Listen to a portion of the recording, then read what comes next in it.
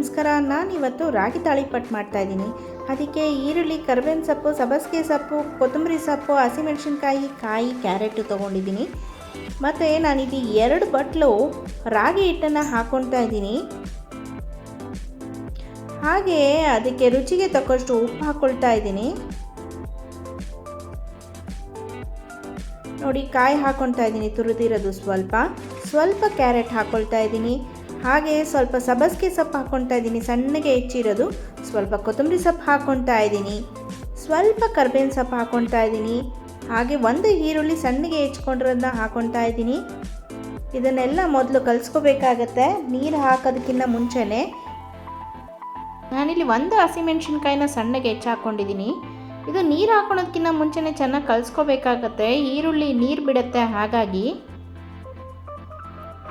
ಸ್ವಲ್ಪನೇ ಹಾಕ್ಕೊಂಡು ಕಲಿಸ್ಕೋಬೇಕು ನೀರನ್ನು.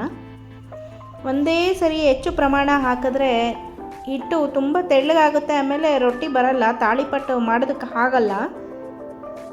ತುಂಬ ರುಚಿಯಾಗಿರುತ್ತೆ ಇದು, ತುಂಬ ಟೇಸ್ಟಿ, ಮಕ್ಕಳಿಗೆ ಹೆಲ್ತಿ, ದೊಡ್ಡವ್ರಿಗೂ ಹೆಲ್ತಿ ಕೂಡ. ಇದು ಎಲ್ಲ ತರಕಾರಿಗಳು ಹಾಕಿರ್ತೀವಿ, ಸೊಪ್ಪು ಹಾಕಿರ್ತೀವಿ. ಬೇಕಾದರೆ ನೀವು ಮೆಂತ್ಯ ಸೊಪ್ಪು ಕೂಡ ಹಾಕೋಬೋದು, ಚೆನ್ನಾಗಿರುತ್ತೆ ರುಚಿ ಮೆಂತ್ಯ ಸೊಪ್ಪಿಂದನೂ. ನಾನಿಲ್ಲಿ ಸಬ್ಬಸಿಗೆ ಸೊಪ್ಪು ಹಾಕಿರೋದ್ರಿಂದ ಪರಿಮಳ ತುಂಬ ಚೆನ್ನಾಗಿ ಬರ್ತಾ ಇದೆ ಕಲಿಸುವಾಗಲೇ. ಇನ್ನು ಬೇಯಿಸಿದ್ರೆ ತುಂಬ ಪರಿಮಳ ಬರುತ್ತೆ ಇದು.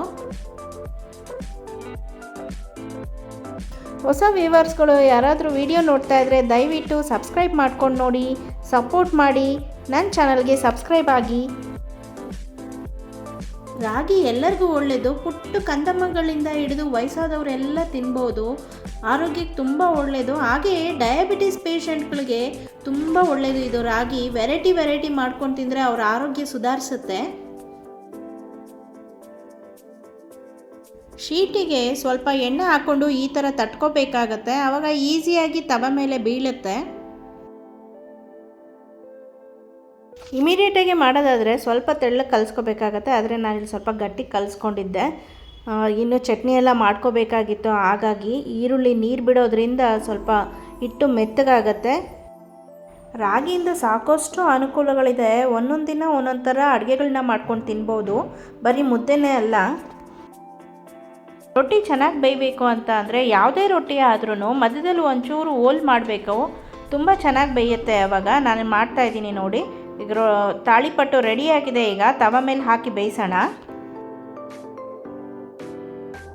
ತವಾಗ ಸ್ವಲ್ಪ ಎಣ್ಣೆ ಹಚ್ಚಿ ಈಗ ರೊಟ್ಟಿ ಬೇಯಿಸ್ಕೊಳ್ಳೋಣ.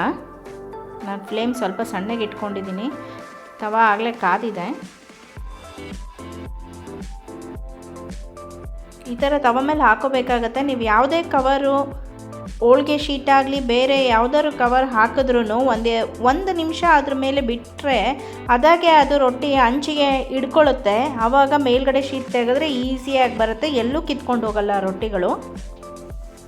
ನಾನಿಲ್ಲಿ ಮೇಲ್ಗಡೆ ಒಂದು ಸ್ವಲ್ಪ ಎಣ್ಣೆ ಹಚ್ತಾ ಇದ್ದೀನಿ.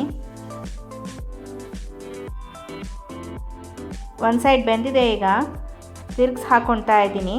ಇನ್ನೊಂದು ಸೈಡ್ ಬೇಯಿಸ್ಬಿಟ್ಟು ಬಾಕ್ಸ್ ಪ್ಯಾಕ್ ಮಾಡಬೇಕು. ಸೋನುಗೆ ಇವತ್ತು ತಿಂಡಿಗೆ ಮತ್ತು ಮಧ್ಯಾಹ್ನದ ಊಟಕ್ಕೆ ನಾನು ಇದನ್ನೇ ಪ್ಯಾಕ್ ಮಾಡಿದ್ದೀನಿ. ತಾಳಿಪಟ್ಟು, ರಾಗಿ ತಾಳಿಪಟ್ಟು, ಹಾಗೆ ಕಾಯಿ ಚಟ್ನಿ ಚೆನ್ನಾಗಿರುತ್ತೆ ತಿನ್ನೋದಕ್ಕೆ. ಸೋನು ಬಾಕ್ಸ್ ಪ್ಯಾಕ್ ಮಾಡೋಣ. ನಾನು ಇಲ್ಲಿಗೆ ಈ ವ್ಲಾಗ್ನ ಮುಗಿಸ್ತಾ ಇದ್ದೀನಿ. ಈ ರೆಸಿಪಿ ನಿಮಗೆ ಇಷ್ಟ ಆಗಿದ್ದರೆ ಲೈಕ್, ಶೇರ್, ಕಮೆಂಟ್ ಮಾಡಿ, ಹಾಗೆ ಸಬ್ಸ್ಕ್ರೈಬ್ ಮಾಡೋದನ್ನು ಮರಿಬೇಡಿ. ಧನ್ಯವಾದಗಳು.